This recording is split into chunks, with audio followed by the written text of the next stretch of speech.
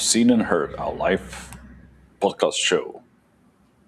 Hello, everyone. Today with us we have Tomislav Vuk. Tomislav, would you please tell our audience a bit about yourself? All right. Good morning, everybody, or good day. My name is Tomislav. I am a cybersecurity expert. I would say consultant. That would be a better explanation. What I do is I train people to recognize cyber threats, to not to fall for phishing, for scams, to prevent cyber attacks. I work with small companies, large companies, those who want to improve their security, those who want to be to have compliance with certain regulations or laws, and to simply be safer online. Yep. All in all, security. And there is one acronym that you have everywhere you go, OSINT. What is it about?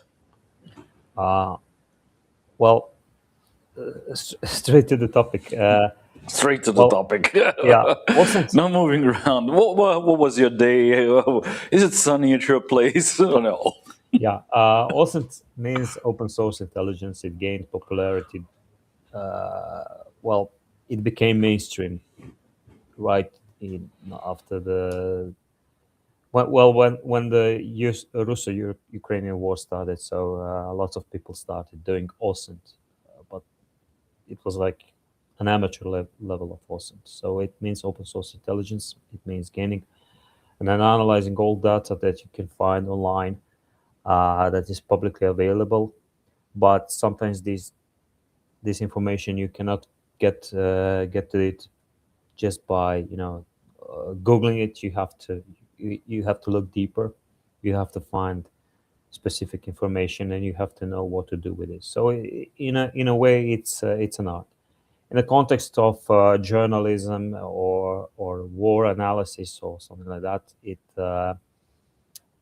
it requires some different information. So, but in the context of cybersecurity or cyber attacks, it's another thing. So, for example, it has always been part of testing when you have to conduct a cybersecurity test like phishing or any kind of social engineering. But in the context of in a broader context, it also means exploring, doing all the phases that actually attackers will do. So you have to know how they think, what they are going to find out, and so on. And everyone, I mean, all people, whoever in the digital age that we are living in, all the people have tried to do some kind of OSINT. At least once in a life, they were interested in some person and they tried to dig as much as possible about this person. So it was like, being a stalker in a way. And yeah, that's how it starts usually, by being too curious. So there are people who are more talented about it, but there are also people who just know how to use some tools and have some training. And it's a very interesting discipline. You have to study it. So yeah, and from what I understand, and correct me if I'm wrong, it is some discipline or art where someone can find some openly available information about you.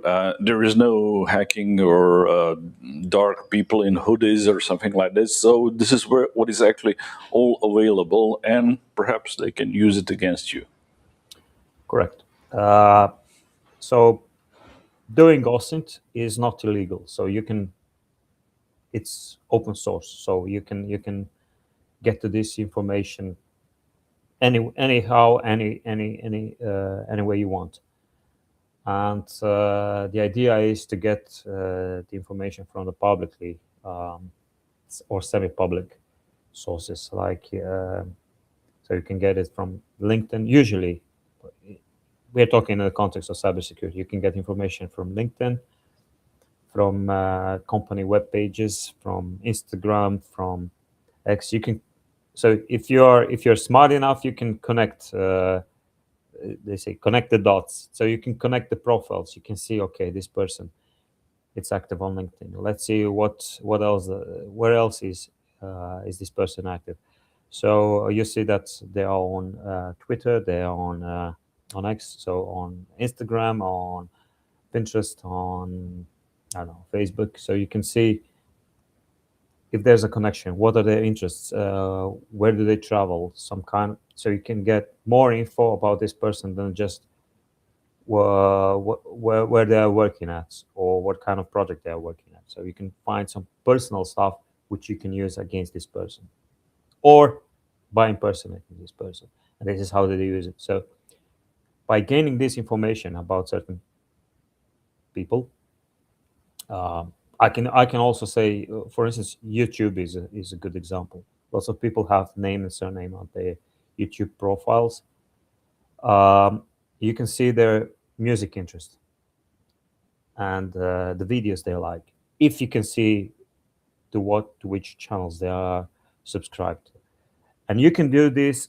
You use this information for the pretext of the attack or the pretext of impersonation. So if you are going to impersonate this person. And this is how actually the attackers are also using this information against us. So we need to be aware of it, that people can find all different information about us, and perhaps we can then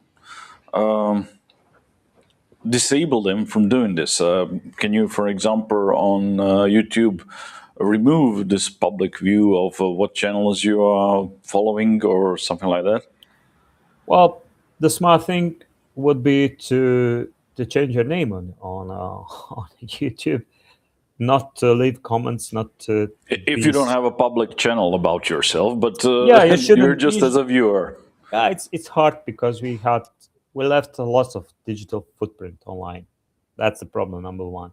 So we have a lot about ourselves online.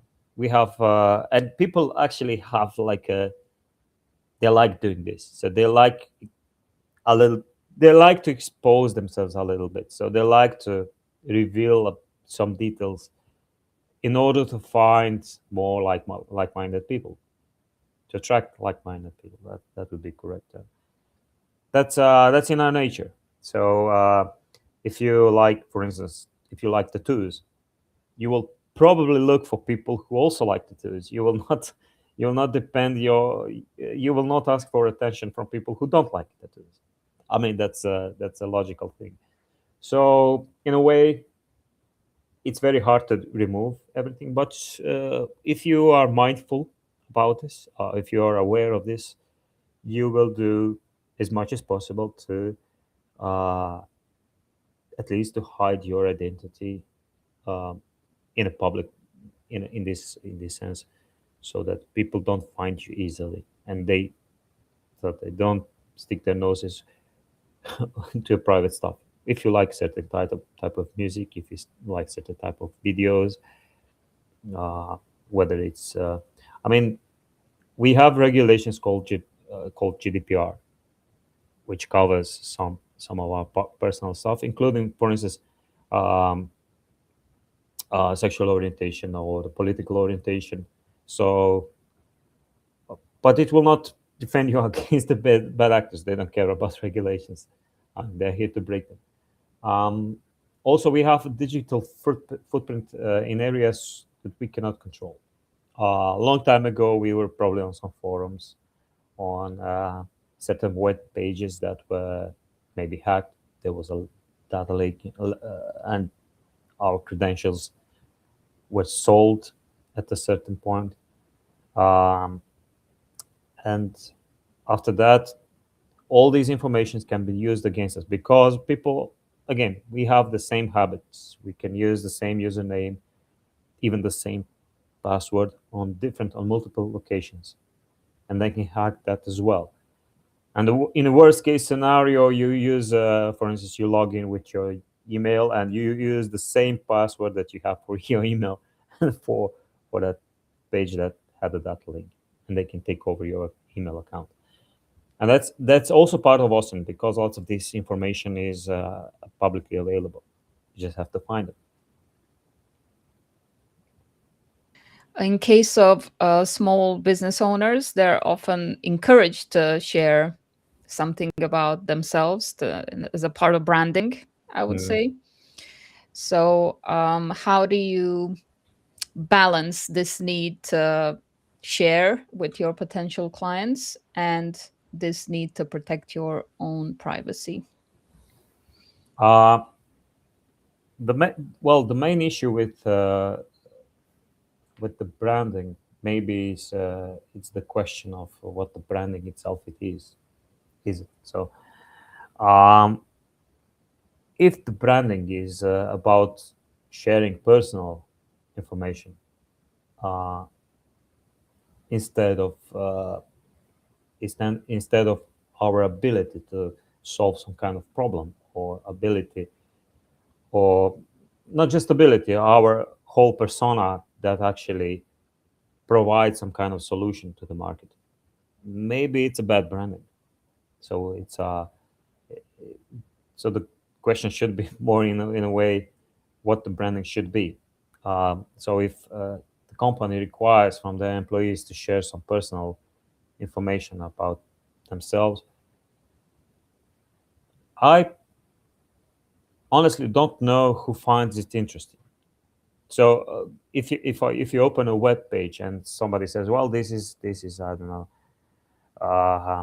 let's say this is Mary, and she likes Linkin Park, so or she likes Metallica.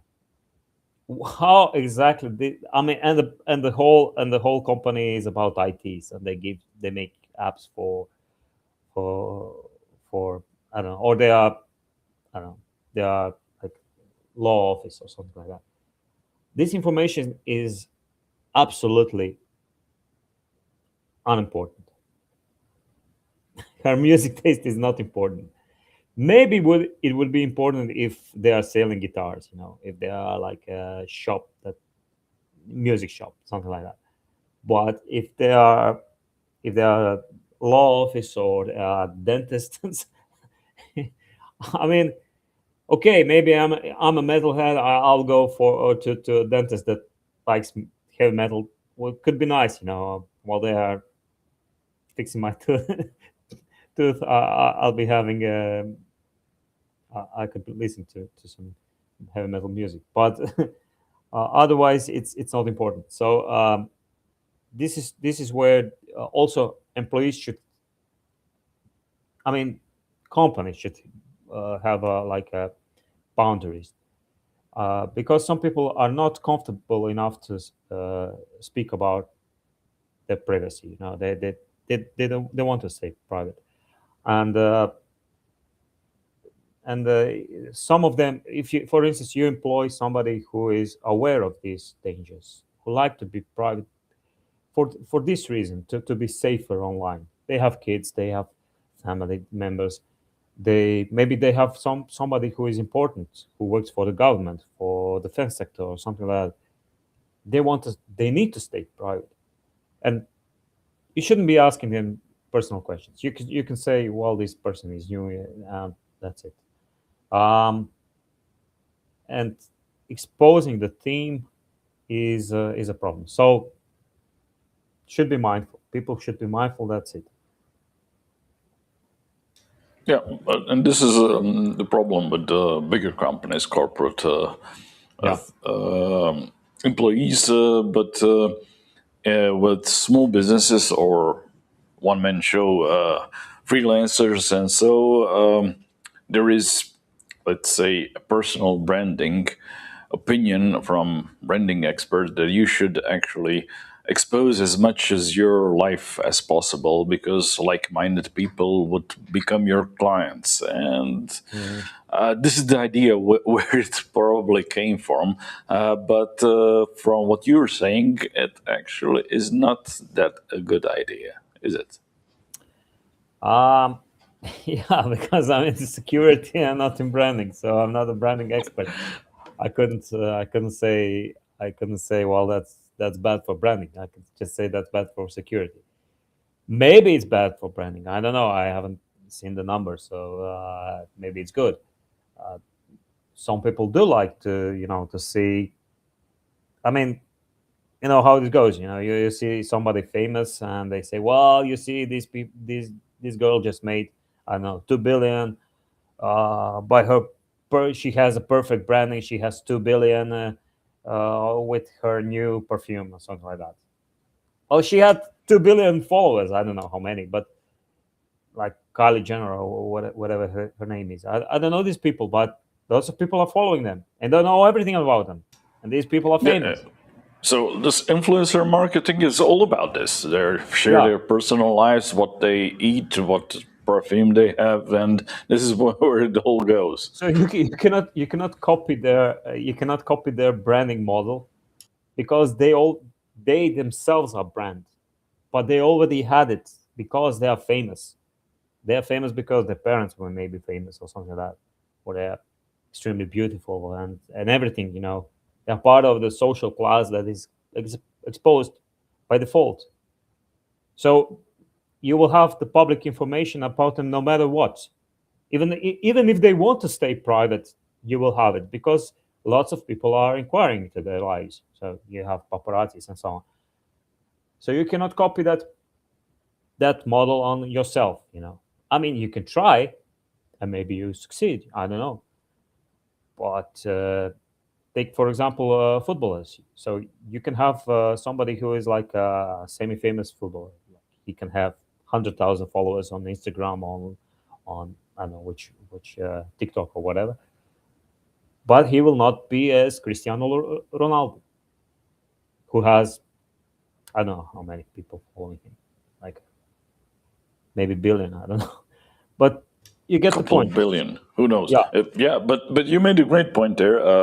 Many people try to emulate what famous people do, and try to get famous by that, like what they had for breakfast or where they gone to movies, and yeah, it's not really relevant to anyone except someone who wants to exploit this information. yeah. So it's perhaps better not to go there. Now the problem that arises from this, it's also the same for individuals like TV presenters, like models, sports people, sportsmen, um, and the companies. So you have all the people who are online, who are exposing themselves, who are doing branding. Uh, if the takeover happens, so somebody steals their account, even for, I don't know, one morning, for a night, they can make enough damage to their reputation, to the financial damage. So the attackers can use their account to spread scam, to draw their followers into some kind of crypto, false crypto investments, or things like that. Romance scam even. So they can use this against them, against themselves. The same thing can happen with the company. So you have like if they find out that you have like a profile on a website or an app or something like that, or social media, and there was a data link, so they try and they manage to get your other accounts just by copy pasting the same credentials. They take over your social media accounts and they can start scam, and it's a disaster for companies. Imagine if you have a company like let's say you have a small company, you have lots of clients, you have lots of customers, and somebody's impersonating you. One thing is if they are impersonating you by doing similar account, making a similar web page, false stuff. But imagine if they take over your account, using your accounts, to your email, your social media to scam people, or to that's a disaster for a brand. People will not trust you again. It will be very different, and this is actually what people are mostly afraid of. And this is actually a good motivation not to be exposed online. So it's like a double-edged sword. If you gain popularity by exposing information, you will be even more attractive to people who will want to exploit this. Now, people who are watching this, they might think, who would want to hack me? I'm Yeah. not that important. So where should they start? What are some vulnerabilities that you see very commonly that people don't think of? Well, the thing is, that's one of the most common, misconceptions. That let's say it this way. There are lots of small companies, smaller or individuals or companies or organizations, because there are lots of NGOs like, who will say, well, why would somebody attack us? We're not somebody important. And the answer to this is, often, you will probably not be attacked by APT groups, so somebody who's linked with the secret services of various countries, or by the sophisticated groups, Arrival or Lockbit, Akira. These are serious organizations, and they usually have bigger targets, so they catch bigger fishes. But there are millions of scammers, and there are also AI bots. So we have nowadays, unlike in the last year or two, we have lots of AI agents who are actually able to do the cyber attacks by the script, and they can do this by exploiting the human flaw. So they can exploit human error. Whether this human error is in inability to recognize social engineering, they will also extract all the information, then analyze all the information they can find about you, and they can use it against you. And then they can also attack you by impersonating somebody you know. For instance, you say, okay, we've been working with somebody. I don't know, we made a deal with this company. Now we are starting a new partnership, and you put it online. Lots of people will do this. It's part of the branding. Actually, it's a good thing. But you gave them information, very important information. Under the pretext of this partnership, somebody can make a phishing email. And most of the phishing emails are spear phishing emails, meaning if John Smith is working in the company, I don't know, that produces, that sells bicycles, let's say, somebody will target him, Mr. John Smith, who is like account manager for, I don't know, Northern England. And they will say something that relates to him, to his post on maybe on LinkedIn, and they will make it relatable to him. It will look very convincing. And this is actually what AI has been doing in the last year, much more effective than people themselves. And it takes less time. It can change the parameters of the email. It doesn't have to be over email. It can be by any messaging. So you can contact people with SMS, with over messages on WhatsApp, Telegram, Signal, whatever they're using, LinkedIn, Facebook. And so the misconception is that we are not the targets. Yes, we are. We are online. Everyone who is online can be targeted. And the another misconception is that it has to be something very sophisticated. It doesn't have to be. So they can just lure us into something and manipulate to the ends. To the end, these ends can be like financial gain. We invest into something. I can tell you a few stories if you like. Interesting. If it sounds interesting, I can say a few examples. Yeah, it always sounds interesting. So, what are the most common things how people get not also information, but some value from this information? Yeah. So, for example, you know that. I will give you a few examples how they actually exploited publicly available, publicly available data, but also publicly available credentials. So they didn't take over the email, but in this case, they attacked a company who that it's a company that receives a lot of emails from the clients, inquiries about the tourism. It's a tourist sector company, tourist business. So they've been receiving lots of emails, and they were victims of the ransomware attack, because all the emails have some kind of documents inside, and they opened this document and everything was locked.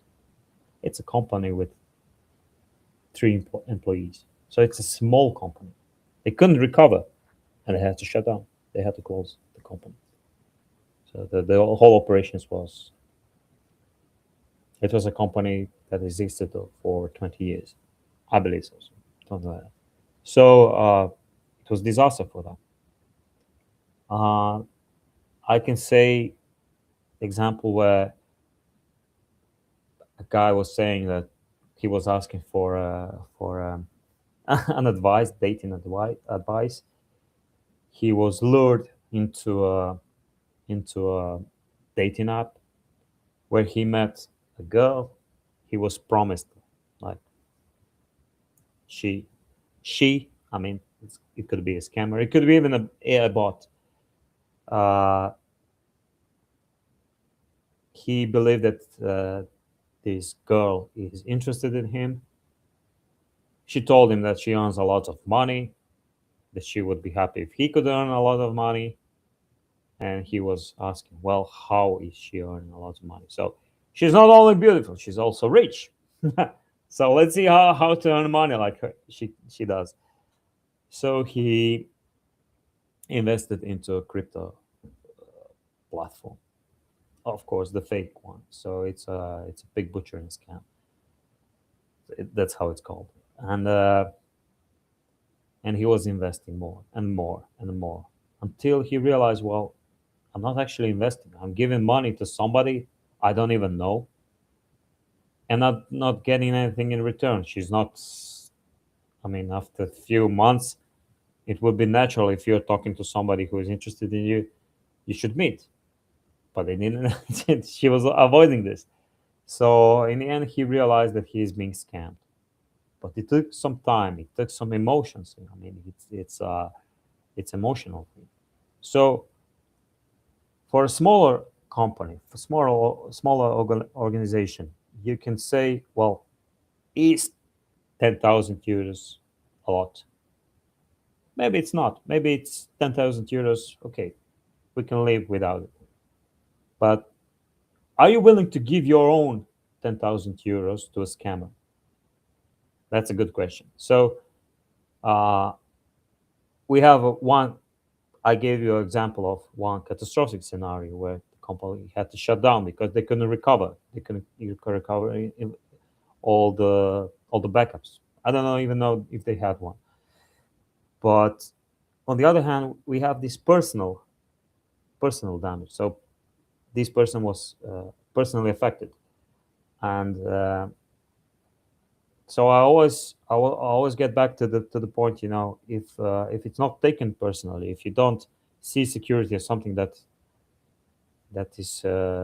can affect your personal life, it won't be important to you as much, and the consequences can be personal if you are the owner of the company, but somebody in the middle management will not maybe care, or the employees, they will not care.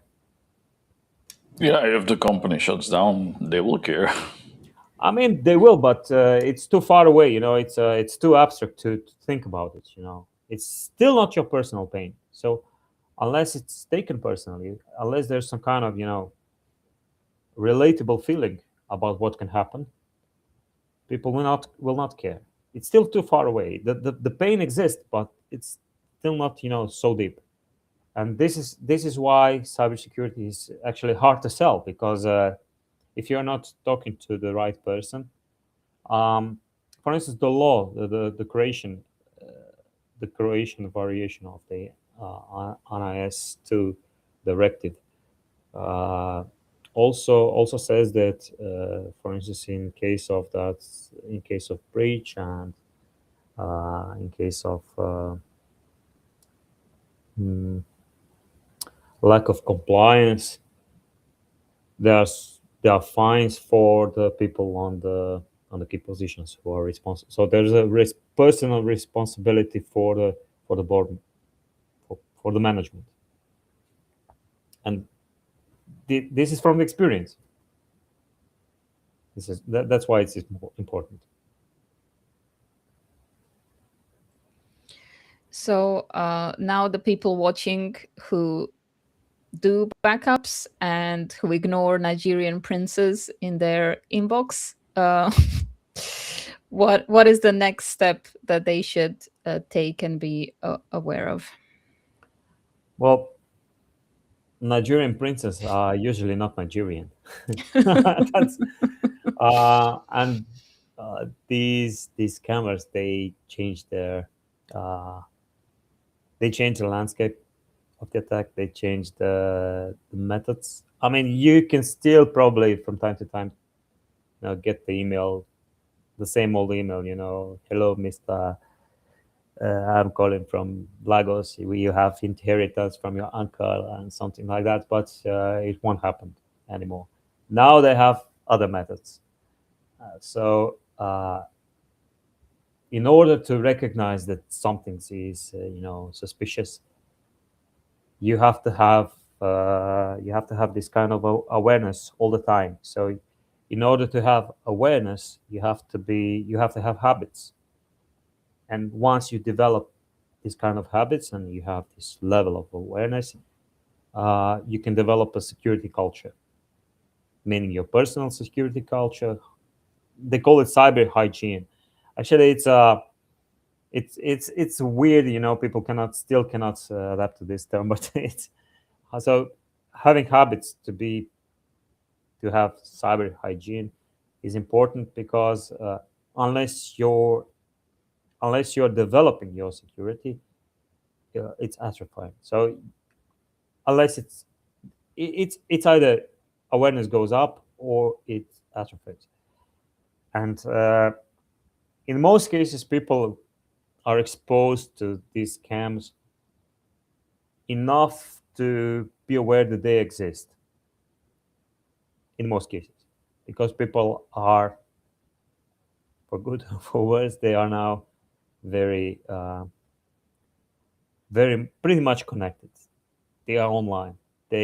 Lots of people have this how to call it. They have addiction to social media, and they can see that there's a lot of deep fake. Nowadays we have deep fake videos, memes. So they know these things exist, but they are still not they will not be able to recognize them. They will not be able to fall these kinds of attacks.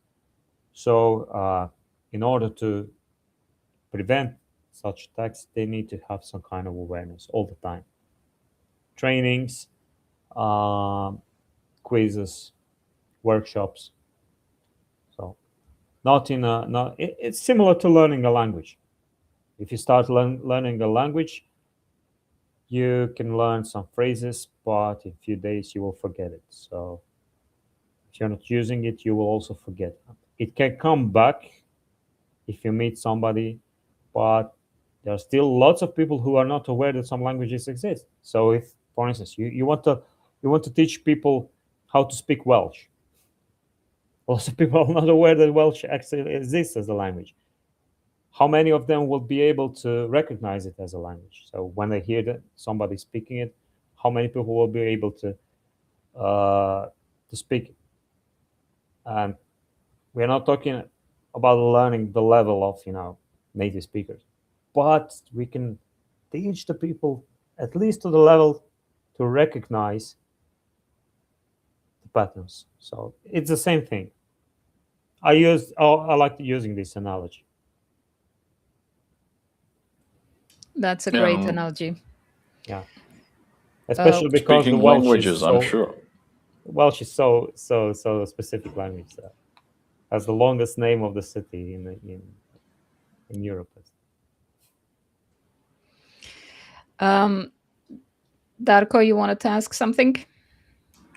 Yeah, I wanted to ask. You talk about security, cybersecurity hygiene, and Mhm. what goes into learning languages, and what are the elements that we all need to do every day or every week, month, like brushing our teeth and hygiene, but on cybersecurity hygiene. What are examples? What we have to start doing if we're not doing it already? Um, it's about, well, it brings us back to the beginning of this video, of this stream. So we're talking about OSINT. So what kind of information are we giving up? What are we? What parts of our lives are we exposing to others? That's so. What informations are we going to give about our company or about our projects? Um, are we leaving enough for us to be impersonated? Are we putting the faces of our children online? Are we putting the faces ourselves? I mean, everyone is. I mean, I'm now online. We are online, so somebody can make a deepfake video with my face, your faces, and our voices. So, or they can switch switch the faces. I mean, it's possible nowadays, and they can make video calls with that, so they can impersonate every one of us. So we have to be aware that it's possible today. Maybe it wasn't possible 2 years ago, and you still have lots of awareness programs, awareness trainings that stick to old irrelevant material, old way of educating people. So to say, well, let's make an education once in a year, once in even monthly. Why? People will forget. So people have to be aware that this exists, and they have to work on it. So the one way they could do this is at least to be careful not to give, for the sake of their own security, not to give their own credentials, not to give their own passwords, access to your personal personal emails and things like that. And lots of people are doing this. And if you, for instance, I have this friend, she said, well, I don't know anything about this, please, what can I do about this? And I said, well, for instance, you are a public person, you have lots of followers on Instagram, people know you. If you have sessions on your phone, on your desktop, on your brother's phone, you're already in danger. Why? Because one of these devices can be stolen. Not only sessions, but also devices. So, and what if somebody steals your brother's phone or computer or whatever, and starts using your profile to send something nasty, like adult videos or scams or something like that? It would be disaster for you, especially for your persona, which is actually opposite to that. You're a good person, so it would be disaster for you. Yeah. And people don't think about it this way because they cannot even imagine that there are people who are actually able and want to do this, because there are lots of good and honest people who are too good to even comprehend the whole idea of doing malicious things. And that's also part of the problem. This is something that I speak from experience. I thought you were going to say, well, like with this daily, weekly, monthly cybersecurity hygiene. Yeah. You need to update your antivirus. You need to back up your computer, but it's not Yeah, at all yeah. about No, we're talking this. about behavior. We are talking about behavior. So But we yeah, need part of the to yeah, yeah, you're so right. we need to think about our behaviors first, and it's not that much in the technologies itself. True, true. Because, for instance, you have systems like ISO 27001. That's a information security a norm that's a good system, and your company can implement it, and you can say, well, now we are certified, and now what?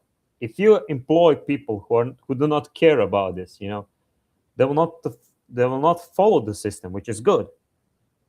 If it says, you have to have regular backups and they're not doing it, you're in danger because people don't care.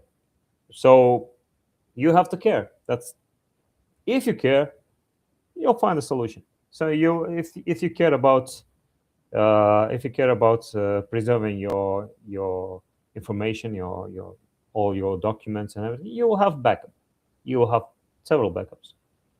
If you care about having security, if you will use you will make updates and patches and whatever is important, or your IT guys, whoever you employed.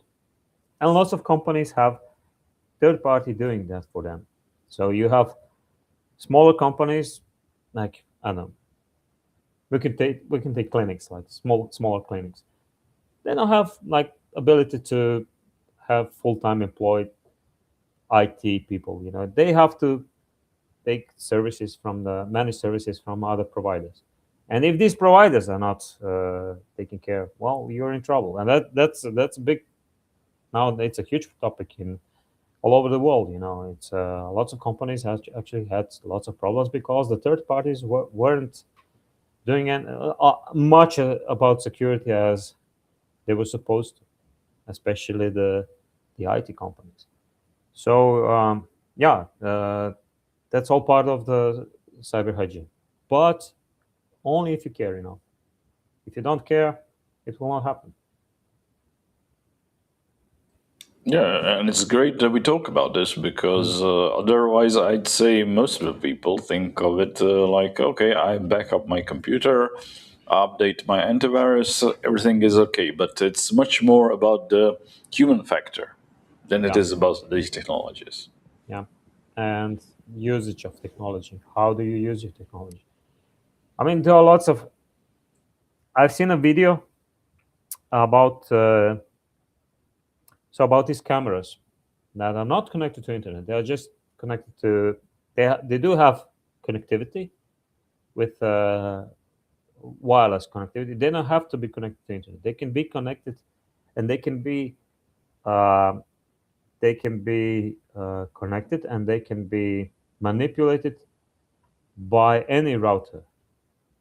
So anything that is nearby, close enough, and from that, I mean, I've seen like a proof of concept. So that's like researchers showed us, and they extracted information that these cameras actually store. So you can track whatever they are sending to, I don't know, server, or whatever they're saving. If you have like a group of cameras that are within the smart homes, you can track the habits of people when they are at work, when they are home, and you can sell it, for instance. So these are the dangers that we have. You cannot solve it with cyber hygiene so much unless you're aware this exists and unless you're worried about it. There's a I know this guy from LinkedIn, Alexander Blanc. He says connected equals hacked. So that's his wordplay, but it's true. It's if you're connected all the time, you're exposed, so you can be hacked, and that's why you have to be careful. Uh, And even if you, for instance, if you are aware this kind of attacks exist, you can, and even if you're aware enough to recognize most of the phishings, most of the scams, and you have, for instance, you have a smartwatch, and you receive emails on your smartwatch. Just by having the habit not to check, or even ability to check the email, if it's legit or not, you can fail, because this technology doesn't. Sometimes it's too small to see, So, um, it's about more about caring. That's my point. Well, you've touched the other end of the extreme, because people like to think in extremes. Those that do the basics and they think they're safe, and those that think whatever I do, I'm not safe. So what's the point? Technology keeps advancing. I can do all these things. At the end of the day, I'm still vulnerable. So how do you convince them that it's still worth it? Yeah, that's maybe that's the most important question. Yeah, how to convince people that it's still worth fighting. It's worth defending yourself. I can say that I've been looking at statistics, for instance, for 2 weeks ago, about the awareness in Austria. 62% of attacks were foiled by people. So people were able to recognize and to report that something is happening. And we're talking about like attempts of spear phishing and something that would initiate another sort of attack. So people have to be aware that approaching the human layer, like an initial vector, what we call initial vector of attack, is usually the first phase. Even in the most sophisticated attacks, like when a ransom group hits a large company and takes over domain control and things like that. So we have statistics that are saying people were able to stop this. People were the ones who reported it, who were the ones who didn't react the way the hackers wanted them, and this is good. This is a huge improvement, and if you have at least some kind of awareness, if you are working on it, if you are taking, for instance, good training, if you are paying attention when you see an article, when you hear it on a TV, or when somebody's talking about it, you can actually use this knowledge, use this ability that you are aware of the danger, and you can convey this to your parents, to your young ones, to your kids, all the people receive messages. Maybe they don't know this. Lots of people are not aware. As I said, they are not aware that these dangers exist. Lots of people are so good-hearted they cannot imagine that people are committing such crimes.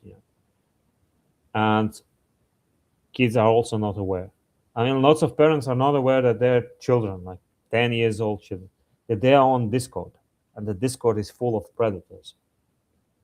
We're not talking about, the scammers. We're talking about serious, dangerous people who want to harm kids. So that's also part of cybercrime. Not just them. There's cyberbullying. People are bullying kids. Lots of children, especially. I've been reading articles about cyberbullying in Britain. Teenage kids in Britain are having serious problem with that. Lots of suicides. So these are the dangers that, if you are aware, you can at least help, or I wouldn't say you can always mitigate, but you can at least help the people you love around yourself. So these people, you can help them recognize, to be aware of it, to to move away from it, to report it, well, whatever is necessary. I think that's really important to Yeah, say to everyone. If you care, and people should care, you are the first line of defense, and true, a lot of these attacks can be prevented. true.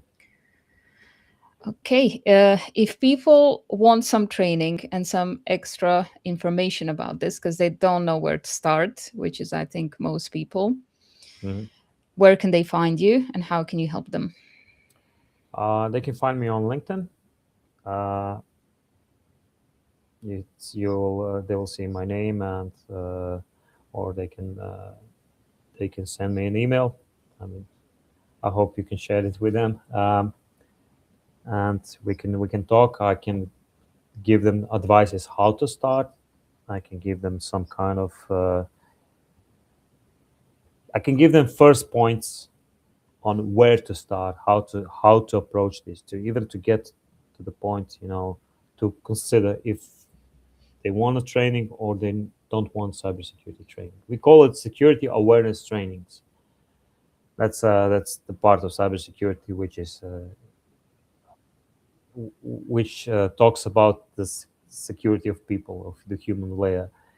And now it evolved to human risk management because we are actually talking about risks. So that's what I do in the most part.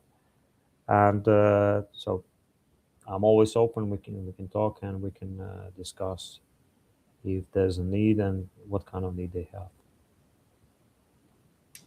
So it's a great alternative to completely going off the grid, no internet, no connection, everything good. Like you said, if you're connected, you're vulnerable. So, Yeah. how do actually your trainings look like? Do you try to find information about people and tell them what to do, or is it just to make them aware of what is available there? Um, that's a good question. I mean, that in security, there's you can have two parts. You can say you can brag about new deal or whatever you did for somebody, and then you actually then you did everything against the whole topic from the first 15 minutes of what we talked about. The OSINT and everything because you expose yourself too much. So we don't really talk much about who we are working with and what we've done with them. And when we are working with people, we do the way I do it is that I like doing continuous trainings, short but continuous, for several reasons. First reason is it's much easier for everyone, for me and for the customers to have this, not to be distracted from work, like 15 to 20 minutes, maybe half an hour, is enough to train people once a week.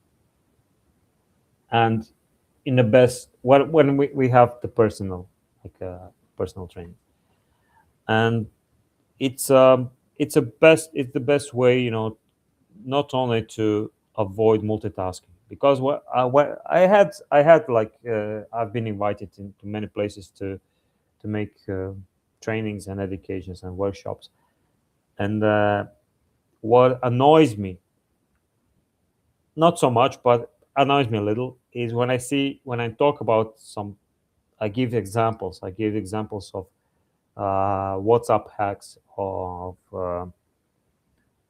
some campaigns that are happening right now, and people are on their phones. They're sending emails. They're not paying attention to what I'm saying. I mean, I'm getting paid. Okay, I'm going to be paid no matter what. But this is distraction. You cannot multitask. You cannot listen to me and you cannot send emails. And this is actually why this is happening, why these attacks are happening, because we are often distracted by lots of things and our attention drops. This is something that Anna Collard actually spoke about this. I can recommend. I like recommending lots of people from LinkedIn that I know from LinkedIn from the cybersecurity community. It's a great community. People share information. People share knowledge, and she's awesome. And she did this psychological effects on people. Even in trainings and during cyber attacks, when we are distracted, we usually fail. That's why lots of companies people fail Friday afternoon, right before weekend, right after lunch. You feel sleepy and your mind is already in a weekend. You're already thinking what you're going to do during the weekend, and now you get some kind of fishy email and you fall for it because your attention, and you're trying to wrap up all the work you still have to do by the end of the week. So you're multitasking, you're distracted, you feel sleepy, your mind is expecting the weekend, and that's when your attention is almost there. And these statistics actually they count on it. So that's that's the point. I like to over explain things, but when we are doing trainings, I like to be concise because lots of materials in a half an hour. We do this after 12 months, after 12 weeks, depends how people want to distribute the time. We can see a drastic reduction of risk. That's the point.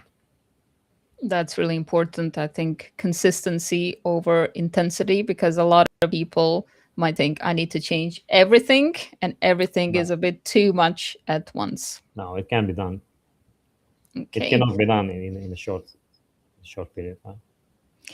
People who want to connect with you will also benefit then from your network. As you mentioned a few names, they'll be able to see more advice popping up in their feed also about these True. important issues. So that's another reason to have a Yeah. look at this QR code here. Yeah. Although I like to say to people, beware of QR codes. When you're outside, you have to take care of, not you have to be careful. If you scan QR codes and if it requires something to pay, beware. We're not asking for payment. just, just So a if note. this link goes somewhere to ask you for some bitcoins, don't click nothing there.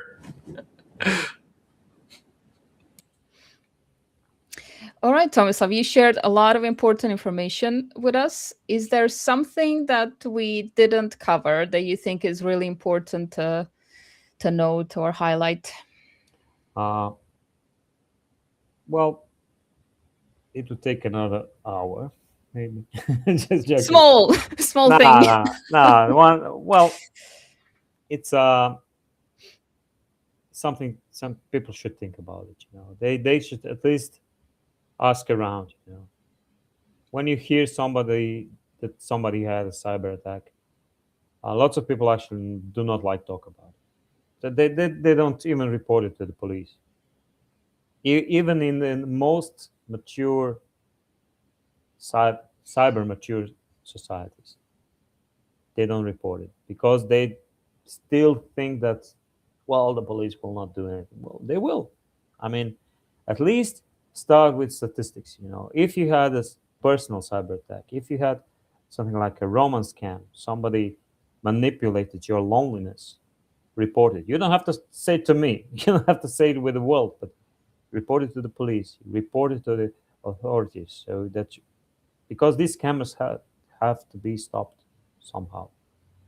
And if we fight in all aspects, if you hear something about this, just say, well, yeah, this is dangerous. This is dangerous for kids, for the elderly, for everyone.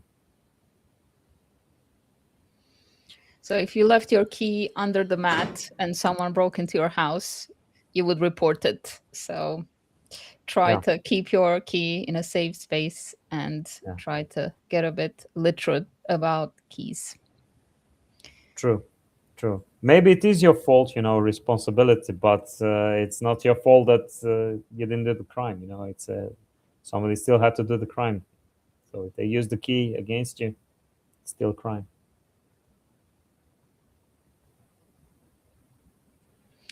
For sure.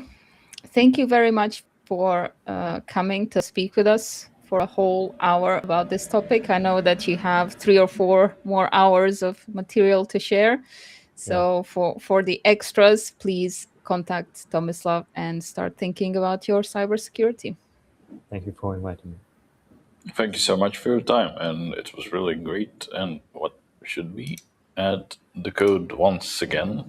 So people should connect to you on LinkedIn to get more about the training and also to learn more about how to get better at this cybersecurity. Good.